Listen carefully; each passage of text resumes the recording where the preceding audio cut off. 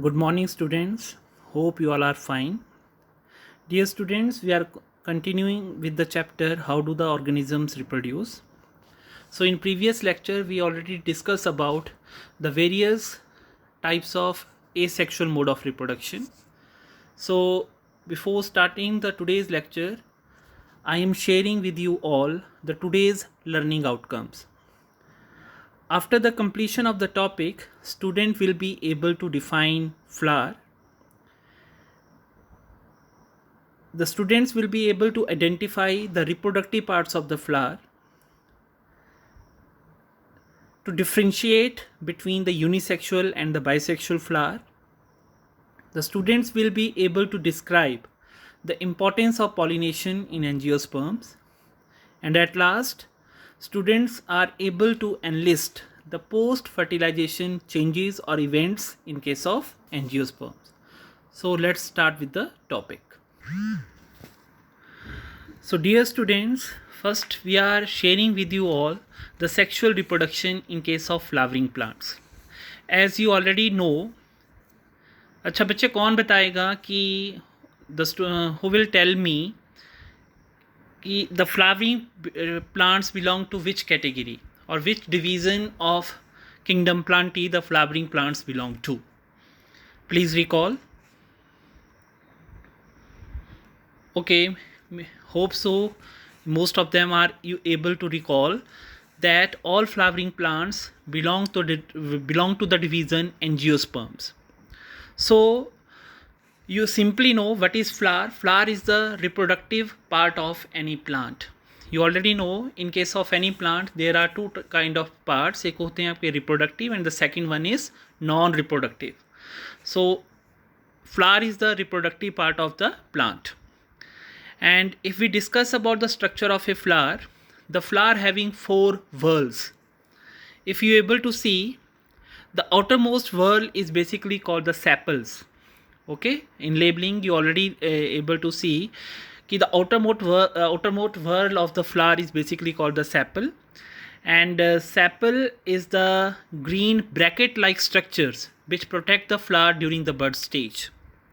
Okay, the second whorl of the flower is basically called the petals. So the petals are the bright attractive part of the plant, and you already know what is the function of petals. They attract the insect for pollination, and whatever the fragrance is present in case of plant or in case of flower, that is only because of the petals. The third whorl is basically called the male part, and the male part of the flower is basically called the stamen. Okay, the stamen consists of two parts. The first one is called the anther and the second one is called filament. Okay, so the anther, if you are able to see the anther properly, anther is the bilobed structure. Okay, anther having two lobes, anther having a bilobed structure, and in case of anther, the pollen grains are developed, and pollen grain having the presence of male gamete.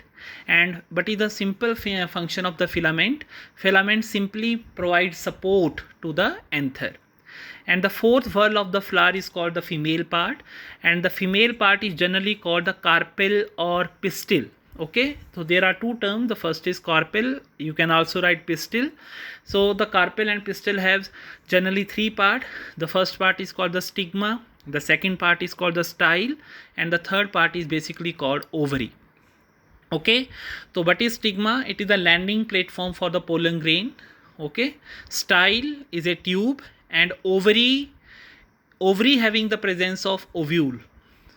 So this is the simple description of the flower.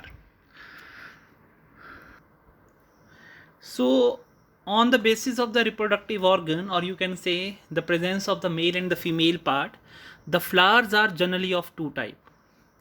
The first is called the unisexual flower and the second one is called the bisexual flower. So here in the particular diagram or particular image, you are able to differentiate between the unisexual and the bisexual flower. So first I am discussing about the bisexual flower. What are bisexual flower? The flower which having both male as well as the female parts. So in this particular diagram, in case of bisexual flower, you are able to see कि in a single flower they also have stamen, that is the male part, and they also have the carpel or pistil.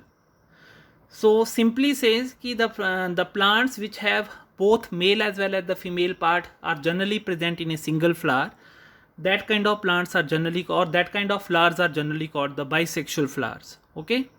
The second one is called unisexual flower.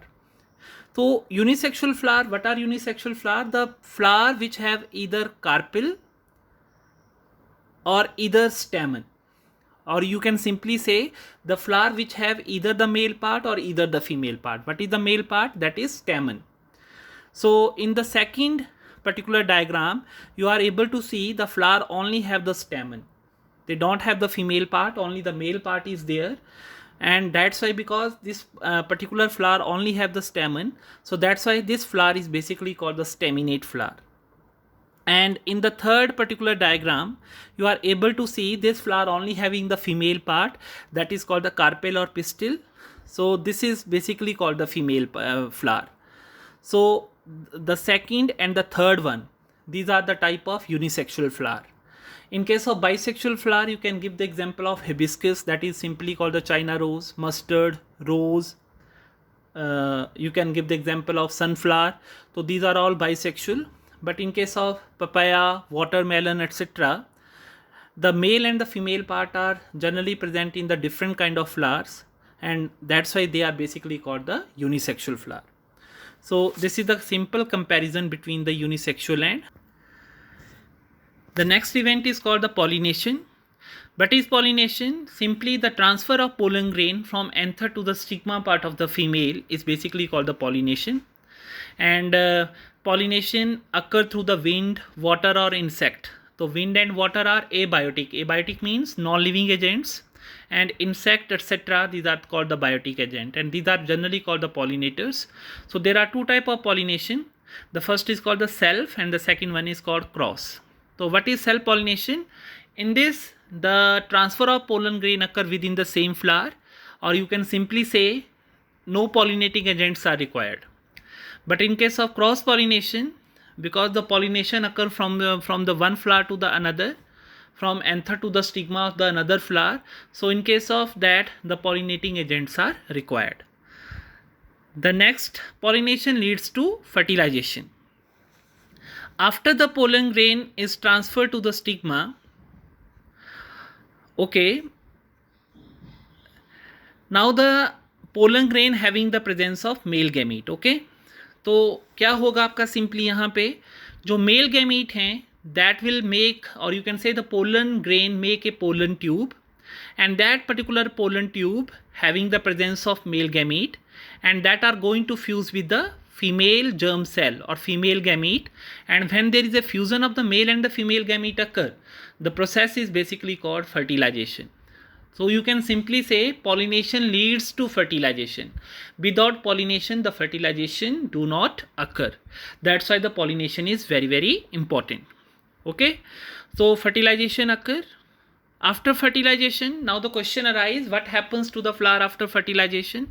What are the post fertilization events? The very simple answer is the sepals and the petals shed off. The ovary is generally converting into a fruit. Okay, after fertilization, the ovary become ripened, and that is converting into a fruit, and within the ovary the ovules are there, and the ovules are finally converting into a seed. So these are the simple pollinating, you can say post fertilization changes in case of flower.